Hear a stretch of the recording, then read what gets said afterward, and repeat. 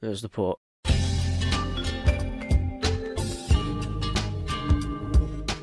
Polterheist is a film that aims to combine horror, crime, and comedy, and it isn't too great, I quite hesitantly say.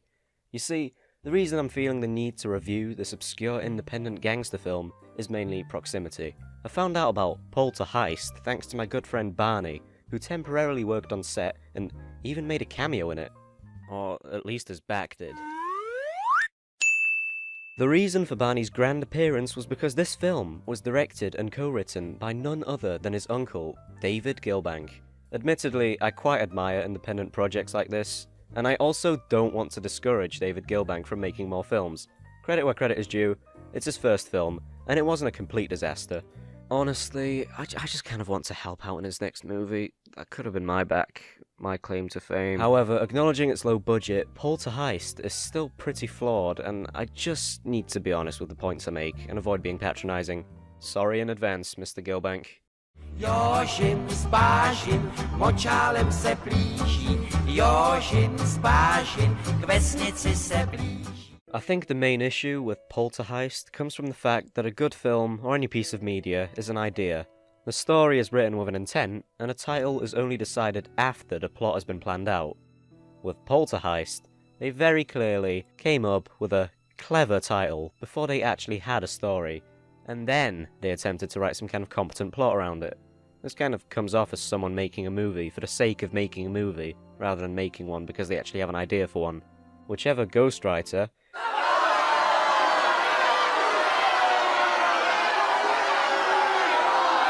Thank you. Whichever ghostwriter combined heist with poltergeist to make Polterheist is most likely responsible for this pretty ineffective forcing of supernatural elements into a gangster film. Before getting into the actual film, let me draw your attention to the cover art used to promote the movie. There he is, the Polterheist, I assume. What I don't understand is, why is there a skeleton wearing a hoodie, holding a gun, shown on the cover? This skeleton never actually appears in the film. Neither does a green hoodie, to be fair. Is he the Polterheist? I don't quite get why it's on the cover. It's confusing, because one thing I was actually going to compliment this film on was its wardrobe.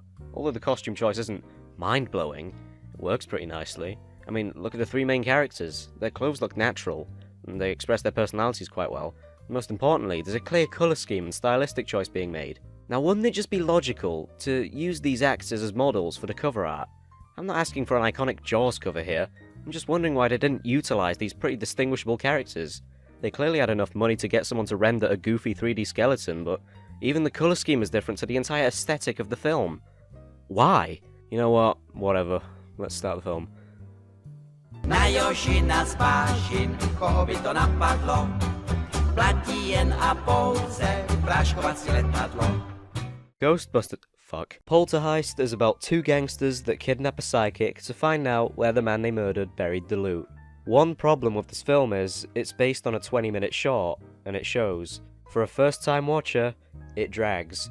3 separate, strung-out heists take place throughout it to extend the runtime, and it still barely manages to scrape 85 minutes. The film opens with the two protagonists, Tarek and Boxy, witnessing a crazy cricket mafia torturing one of their associates. As an establishing scene, this really didn't leave a good first impression on me, or probably anyone in that matter, because it's an absolute mess. Did you get the jalebis she sent you? They were, tasty. Yeah. She makes them the best, yeah? I love jalebis.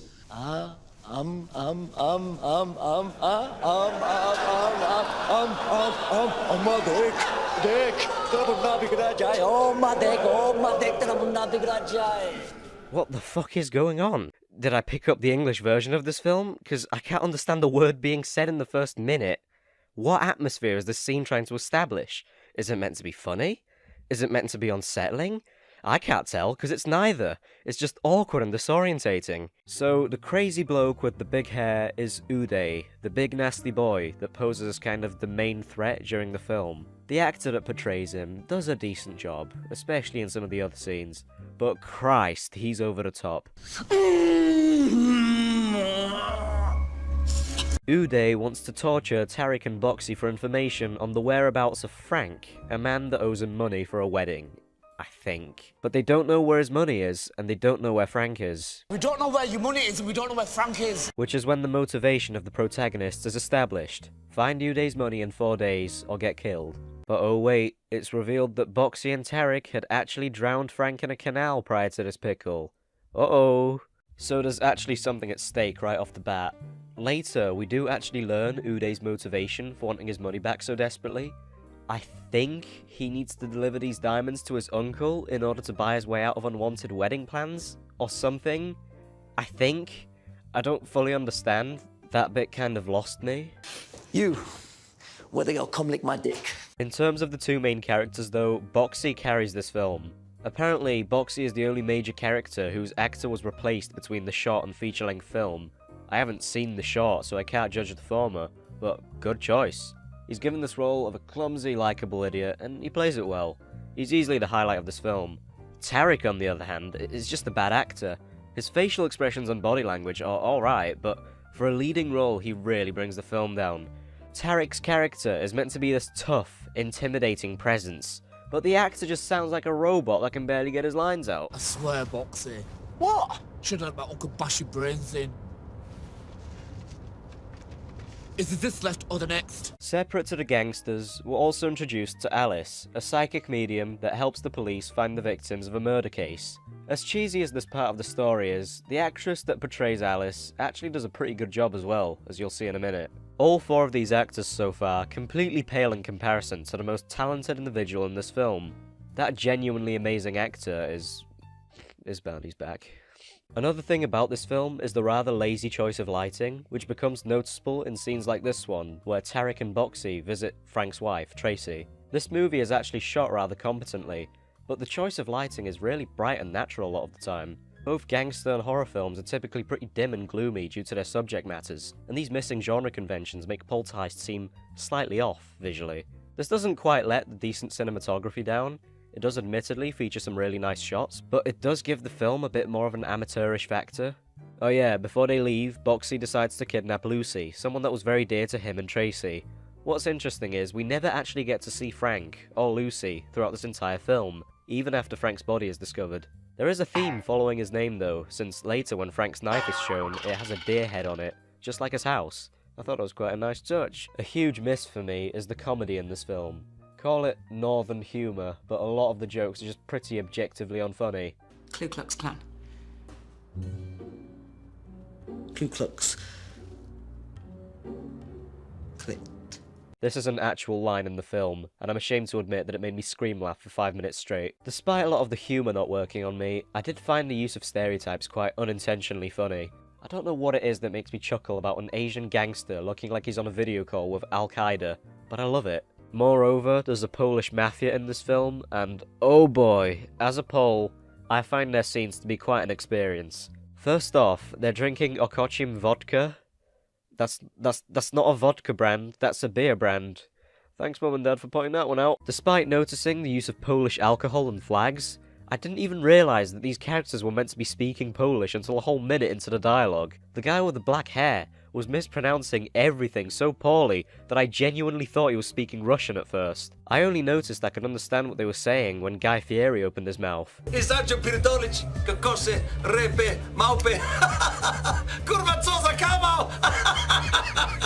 I mean, props to the filmmakers here for making each mafia actually speak their native language instead of just making their actors put on goofy accents.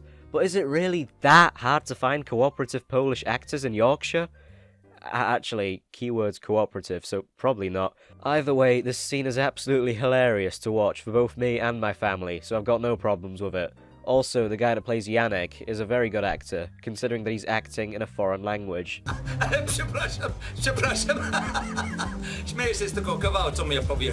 Side note, there's almost an alarming amount of strippers in this film, if that's even the right word.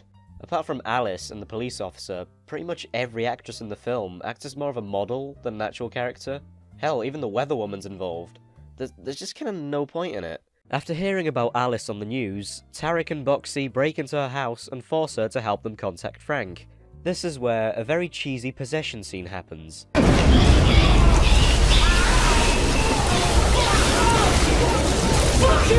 This whole scene, everything from the vomiting to the zombie children, is a rather strange shift in tone. This film labels itself as both horror and comedy. If they wanted to go in more of a horror direction, they could have made the zombies look like shadow people or something.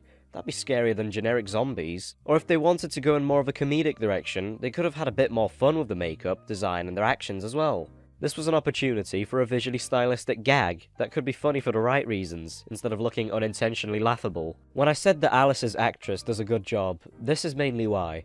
Alice becomes possessed by the ghost of Frank, and her actress effectively has to play two characters, which I think she handles really well. Like, she really does embody an entirely different character than before. I need your help. I need something personal from your beloved. You drown me in that stinking canal. He puts a bullet in Tracy, and then the pair of you drag me back here like I'm your fucking puppet. They can't exactly threaten a dead man with a gun, so they manipulate Frank into cooperating with them by using Lucy as a hostage. Some legitimately funny dialogue comes out after this scene as well, with Frank not pissed about Lucy anymore for some reason. Yeah, Frank. What's it like having tits? You should know, Boxy. You got a cracking pair there yourself. Now this is where the film starts to drag, where what clearly was originally intended to be only one polterheist is now stretched out into 3 separate polterheists. Woohoo! Here's the money. Oh wait, I spent it on a cruise. Thankfully, I have a way to get you more money, and then a secret emergency stash as well. Woohoo! For some reason, they also choose not to restrain Frank/Alice overnight as they sleep. You know, the man they killed and the woman they kidnapped. They just kind of let them walk around at night as they sleep for some reason. And it were these spirits that told you where these kids were. Something like that. We don't need this unnecessary cheese. This random jump scare is clearly only in the film, so it can be put in the trailer. Eventually, the first real polterheist takes place, and Frank, Tarek and Boxy attempt to intercept some Polish drug money at an airport. This all occurs as part of a pretty unfulfilling action scene. Though some nice shots and choreography are used, all bits of tension are resolved in a boring way. Before this scene, this big, spooky, very Polish, bold man is visually established as a menacing enemy. I remember thinking that it'd have a significant impact on the story, or at least that it'd put up a fight when faced with Tarek and Boxy. But when he finally faces the characters, this is his send-off.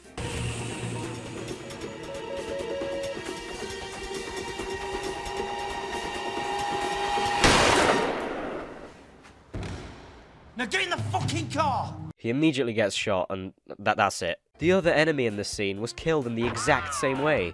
They could have at least thought of a more creative death for one of them. Maybe have the characters run out of ammo or something.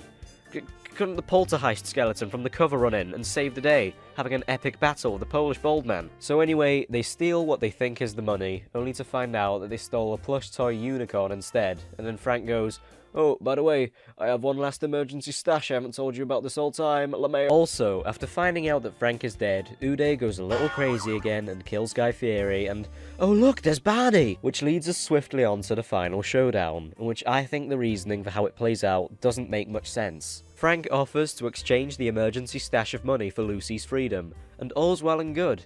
These two boys have almost completed the polterheist, give them a round of applause. Except Frank tells Boxy that he's seen Tarek shagging his girlfriend while he floated around in ghost form. This sparks a fight between them, Boxy dies, and Frank shoots Tarek. So let me get this straight. Boxy straight up kills Frank, and Frank's like, "Huh, accidents happen." He even apologises to Boxy after Tarek kills him. But Boxy gets told by the man he killed that his girlfriend's cheated on him with his best friend, and he chooses to believe the allegations immediately. Damn, my boy Tarek's been Me Too'd. They choose to fight to the death before they even reach the goal they've been trying so hard to achieve. Just, why? Remember when I said that you never get to see Lucy? Well, I lied. The big plot twist is... Lucy's a dog. Scooby-Dooby-Doo! As seemingly pointless of a twist as this turned out to be, admittedly, it was foreshadowed pretty well in previous scenes. Fuck you looking at? Except this line. However, an aspect of this twist kind of doesn't make sense considering how Frank wanted Lucy to get a cut of the money. I want a guarantee that Lucy gets a cut, so I know she's comfortable. But she's a dog. Also, the fact that it's a French bulldog pisses me off. Come on. This scene would have been so much more emotional if Lucy was a German Shepherd or something that's actually cute. So Frank and Alice, the ghost and the host, can now communicate with each other for some reason, and after Frank leaves, Alice goes through a huge personality change and betrays him by leaving Lucy behind in the middle of a field. Then at home, who could suspect her?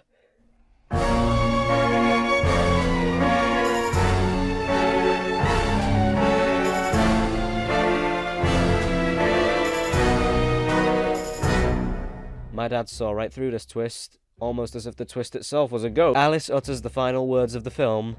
Maybe the poltergeist was the friends we made along the way. Uday gets married to a goblin against his wishes, and the credits roll. She doesn't actually say that, but I wish she did. Projížděl jsem dědinou, cestou na Vizovice. Polterheist isn't terrible, but it's not good either. I'd say it rests comfortably as alright, with some clear room for improvement. It's really grown into a guilty pleasure for me at this point. The first time I saw Polterheist, I wasn't very impressed with it. My opinion was very negative, but in fairness, after my next 2 viewings, I did find myself appreciating it a lot more than I initially did. This might be because I forced myself to pick it apart to the best of my ability, but I have realised that it does tick a lot of boxes. Boxes. Oh, fuck. As funny as it is to laugh at and critique the bits worth critiquing, it's worth remembering that this film only had a budget of £150k, estimated. And as for David Gilbank's first ever feature-length film, he's admittedly done a decent job. The lighting, execution of the story, lack of entertainment at times, cheesy cliches, and uses of comedy could do with some work, but this man's first ever shot as director is promising. Well, we'll see if he's improved by the time his next movie is made. There's quite a few parallels to Snatch running throughout this film, and I'm not sure if they're intentional, but that is the movie that Polterheist reminds me the most of. Is Polterheist referencing Snatch?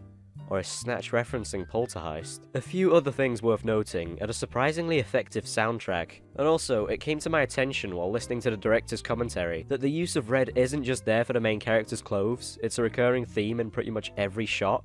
And there's also just some nice little details and obscure nods to other film directors in there. It just shows that there was some passion put in by the director and crew members. Despite my first watch not lifting my spirit, I certainly wasn't Ouija bored during the next 2 times I watched it. My own body wants me to stop. Oh yeah, and how could I forget the official Polterheist Instagram account? Look at this. This account's got some pretty questionable attempts at relatable memes on it. When Santa forgot a crucial present. What? When you haven't got Polterheist to watch in your Christmas Eve box. Actually, that one's accurate. When you get home and someone has eaten all the quality streets. I'm not quite sure about what the purpose of these are. They're really, really random, out of context scenes assigned to really forced, really specific captions. I could make my own one of these, and I really wouldn't have to try.